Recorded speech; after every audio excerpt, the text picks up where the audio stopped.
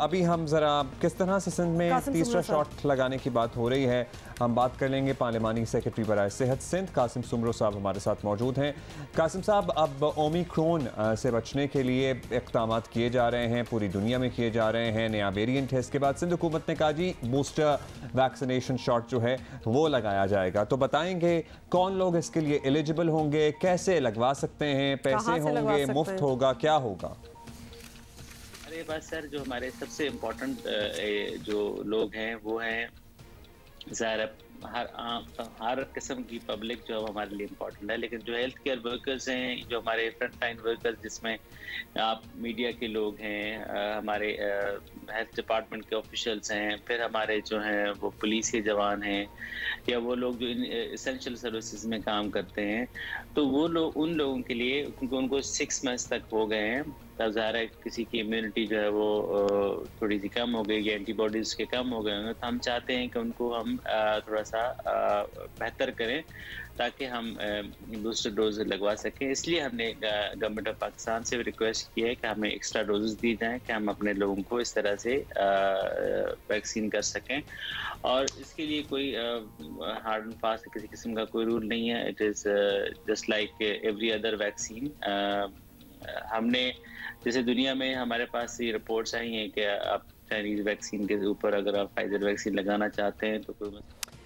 अच्छा कासिम साहब, ओमिक्रॉन की भी बात कर लेते हैं। ये तो वाजे कर दिया गया है कि ओमिक्रॉन वेरिएंट जो है वो पाकिस्तान में आ ही जाएगा। बड़ा मुश्किल है रोकना, और इसकी आमद रोकना मुमकिन नहीं है। बल्कि इससे पहले हम बात कर रहे थे पिछले घंटे में डॉक्टर फैसल सुल्तान से, उनका भी यही कहना था। ऐसा हुआ तो इसके लिए महकमा सेहत क्या किसी खुसूसी तैयारी का सोच रहा है? हमारे पास कोई खुसूसी तैयारी नहीं है। इस वक्त भी दुनिया में अभी तो इट्स टू अर्ली टू से कि उसकी क्या जो है वो कितने ज़्यादा स्प्रेड होता है या कितने ज़्यादा उसके नुकसान हो सकते हैं। लेकिन हम कोशिश ये कर रहे हैं कि जिस तरह से हमने पहले मेजर्स लिए थे, हम उसी वही मेजर्स जो है वो दोबारा से रिपीट करेंगे। उसमें कोई अल्लाह न करे कि हमारे पास किसी 5th वेव की फॉर्म में हमारे पास ये वायरस आए। एहतियात की ज़रूरत है और एहतियात हम सबको करनी चाहिए। अब वही उसका सोल्यूशन और हल है। और government of Sindh, health department, हमारी पूरी जितनी मशीनरी है वो आप लोगों से इस ताउन की अपील करती है कि आप अपने आप को एहतियात में मोहतात रहेंगे तो हम समझते हैं कि हमारे पास इसका ना आएगा ना स्प्रेड होगा। ज़ाहिर है जो एयरपोर्ट पे हमने रिक्वेस्ट की थी, हमसे पहले फेडरल गवर्नमेंट ने, NCOC ने ये डिसीजन ले लिया था कि एक तो उन ममालिक से फ़्लाइट्स की पाबंदी, मुसाफिरों की पाबंदी, और प्लस एंटीजन जो टेस्ट होता है, जो रैपिड टेस्ट होता है, उसको इंश्योर किया जाए कि वो वहाँ पर हो, एयरपोर्ट के ऊपर हो। लेकिन द इम्पॉर्टेंट एस्पेक्ट इज़ कि everyone has to हम अपनी रिस्पॉन्सिबिलिटी पे करें, अच्छे सिटीजन होने का सबूत दें और एहतियात के साथ जो है ना वो अपनी नॉर्मल जिंदगी। एहतियात सर्टनली लाजिम है, और लेकिन आप लोगों को भी थोड़ी स्पेशल तैयारी करनी चाहिए। कासिम साहब, आई वंडर, आपने कह दिया हमारे तो कोई तैयारी नहीं है। हाँ, और आपने कहा कबल वक्त है, लेकिन चीज़ आ चुकी है दुनिया में, आपको पता है। और अगर खुदा न खास्ता हालात बिगड़ते हैं तो क्या सोचा है आपने? बाय द वे, एयरपोर्ट्स की जो आप रिक्वेस्ट की बात कर रहे हैं, यहाँ पे खुद भी होपफुली कराची एयरपोर्ट, चूँकि इट्स ऑब्वियसली बहुत ज़्यादा इन्फ्लक्स है लोगों का इंडायरेक्ट फ्लाइट्स के ज़रिए, वहाँ पे कोई कोताही बड़े नुकसान का सबब बन सकती है। अभी बता दें कि कोई ऐसा भी प्रॉब्ली ऑप्शन आप लोगों के जहन में है कि अगर खुदा न खास्ता हालात बिगड़े तो लॉकडाउन की सूरत हाल बन सकती है दोबारा?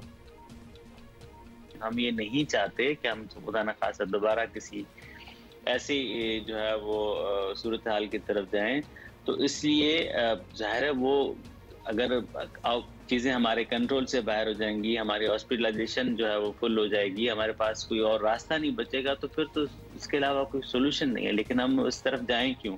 अब जब हमें हमें पता है, हमारा टेस्टेड ट्रायल ये रिजल्ट्स पता है कि हम अगर एहतियात करेंगे, हम मास्किंग को इंश्योर करेंगे, हम सोशल डिस्टेंस मेंटेन करेंगे, तो हम इन चीज़ों से बड़ी हद तक बच सकते हैं और हम बचते रहे हैं। तो हम उसी पे अमल करें तो आई बिलीव कि हम इंशाल्लाह इस पे भी काबू पा लेंगे। बहुत बहुत शुक्रिया Qasim Soomro sahab. Obviously we would have like कि अगर ऑलरेडी बड़ी कोई डिसीजन मेकिंग हो चुकी होती, लेकिन उम्मीद भी की जा रही है कि उस तरह, क्योंकि डॉक्टर फैसल सुल्तान का कहना था ये रोकना बड़ा मुश्किल है लेकिन वी कैन कंटेन इट। और कंटेन भी किस तरह होगा, at the end of the day her cheese contain इस तरह होगी अगर हम अपने आप को वैक्सीनेट तो कर लें। मतलब हम बूस्टर वगैरह की ऑनेस्टली सारी बातें कर रहे हैं, दैट्स अनदर थिंग, लेकिन जिन्होंने लगवाई ही नहीं है अभी वैक्सीन, या फिर पहला डोज कर लिया दूसरा नहीं किया, और वो भी वैसे चंद करोड़ों की बात है, अभी तो पूरी कौम ने ये करना है, बिकॉज ये किसी का कोई फायदा नहीं होगा अगर सारे वैक्सीनेटेड नहीं होंगे। आपको पता है वो भी एक है ना, एक परसेंटेज ऑफ पीपल है जिसने जाली सर्टिफिकेट भी बनवाए हैं, दूसरे ममालिक में भी बने हैं, और ट्रैवल भी बनवा रहे हो, वो ट्रैवल भी किए हैं। भाई आप लोग खुद रिस्पॉन्सिबिलिटी का मुजाहरा करें। हमें बड़ा फ़ख्र है ओवरसीज़ पाकिस्तानियों पे, या जो लोग ट्रैवल करके आ रहे हैं वो भी रिस्पॉन्सिबल ज़रा अपने आप को समझें। अगर आपको शक भी है ना कि आप बीमार हैं, please contain yourself, please contain yourself. ये पूरी कौम का सवाल है।